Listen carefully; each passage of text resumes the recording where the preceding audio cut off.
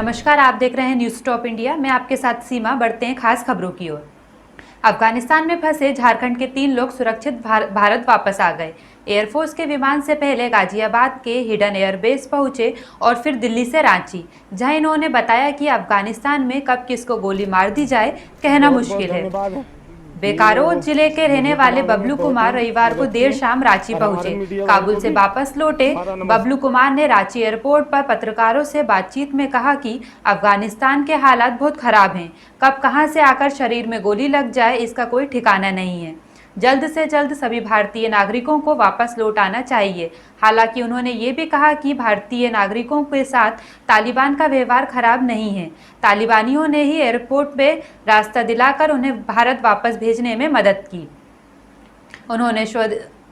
उन्होंने स्वदेश वापसी पर भारत सरकार के प्रयासों के प्रति भी आभार जताया है। बबलू ने बताया कि वे एक निजी कंपनी में काम करते थे, जहां उन्हें हर महीने $1000 मिलता था, लेकिन स्थिति खराब हो जाने के कारण करीब 1.5 महीने से सैलरी नहीं मिली। इस बीच भारत सरकार की ओर से देश के नागरिकों को वापस लाने का प्रयास शुरू हुआ। 160 भारतीय नागरिकों के साथ वे दिल्ली वापस लौटे। वहां से रांची आने में झारखंड के ज्योति की ओर से मदद की गई, क्योंकि उनके पास सारे पैसे खत्म हो गए थे। काबुल से झारखंड अपने प्रदेश लौटे बबलू ने बताया 15 अगस्त से ही उनको आभास होने लगा था कि अब वहां रहना मुश्किल है, जिसके कारण निजी कंपनी के संचालक से बोलकर उन सभी ने वापसी का टिकट करा लिया। कोविड-19 का टेस्ट भी करा लिया, मगर 16 अगस्त को जलालाबाद की ओर से तालिबानियों का काबुल में एंट्री हो गई।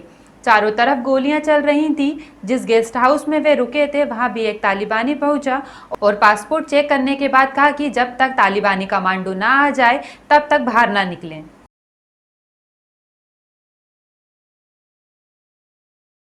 यहाँ तक भारत सरकार तो सहयोग किए ही हैं, लेकिन उसके बाद तालिबान वाला भी हम लोग को एयरपोर्ट के अंदर घुसाने के लिए सहमत किए। अच्छा, वहाँ और जो भारतीय फंसे हैं क्या स्थिति है उनकी?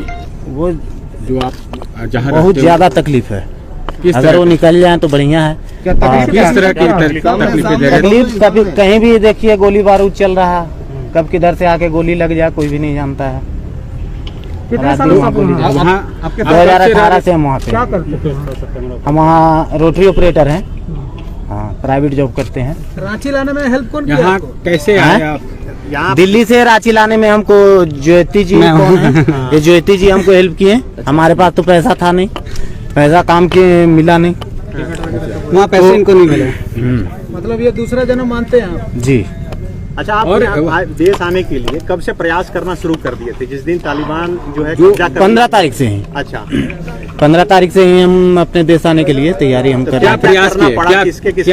टिकट हम मालिक को बोल के करवाना स्टार्ट कर लिए। टिकट हो गया था। कोरोना टेस्ट करवाने भी चल गए थे, कोरोना का रिपोर्ट लाने गए।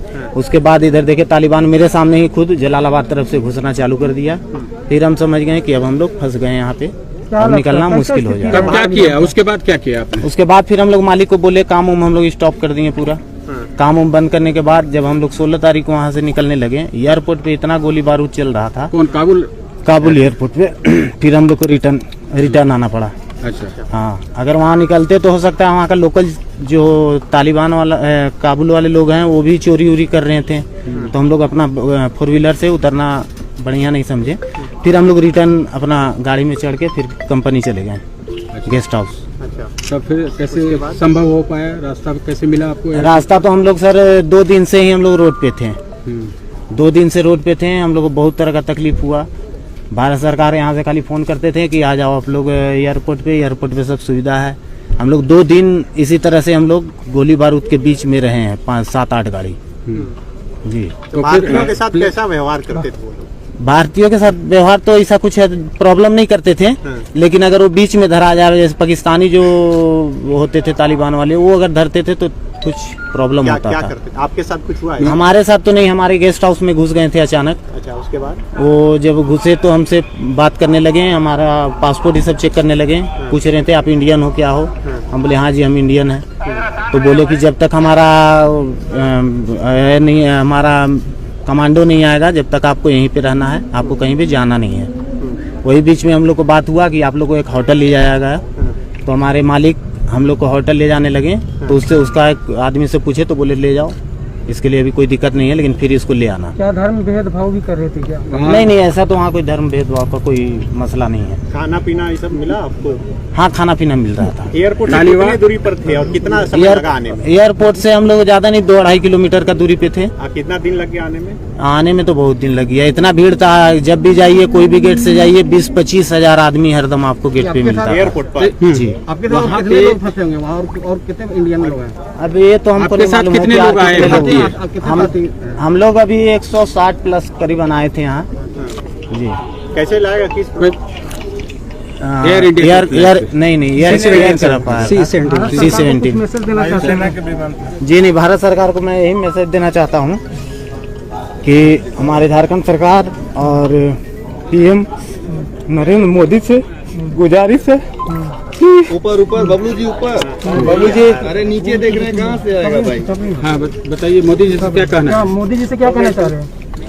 क्या कहना चाह रहे हैं मोदी जी से? जितना भी भारतीय हैं सबको वापस बुला ले। उनकी जान खतरे में है जी। इधर देखिए, इधर देखिए, और इधर देखिए। झारखंड सरकार और भारत सरकार से हमारी बहुत बहुत धन्यवाद है। फिलहाल के लिए इतना ही। खबरों का सिलसिला जारी है, आप बने रहिए न्यूज़ टॉप इंडिया के साथ। नमस्कार।